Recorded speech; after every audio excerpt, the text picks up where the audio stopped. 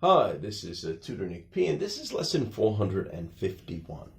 The title of today's lesson is when to use the adverb strongly correctly and when to avoid using it incorrectly, because students often will make a mistake and they might use strongly at the wrong time or in the wrong place. So let's look at the note here.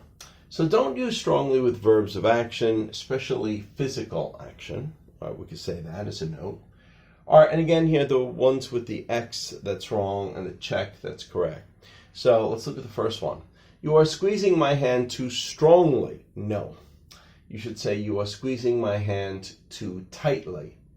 That's okay. Or you are squeezing my hand too hard. That's okay too. But strongly is awkward here. It would be incorrect. All right, number 2 here. Again with the X, this is wrong. I know you were only fooling around, but you punched me in the arm too strongly. Again, sounds awkward, sounds weird. So you should say, I know you were only fooling around, but you punched me in the arm too forcefully or too hard. You punched me in the arm too hard. Both of those are okay. All right, here's the third one. You threw the ball to me too strongly. I hurt my hand. Now, you threw the ball to me too hard, not strongly here. It should be hard. Okay, good. All right, and we just have some examples of when we do use strongly. We usually use strongly with verbs like agree. You strongly agree or disagree.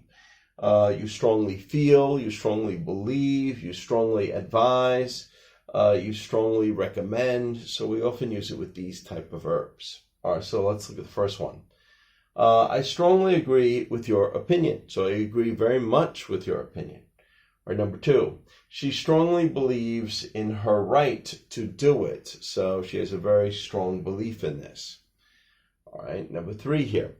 I strongly advise you to reconsider. So you should think again before saying no to this. All right, number 4.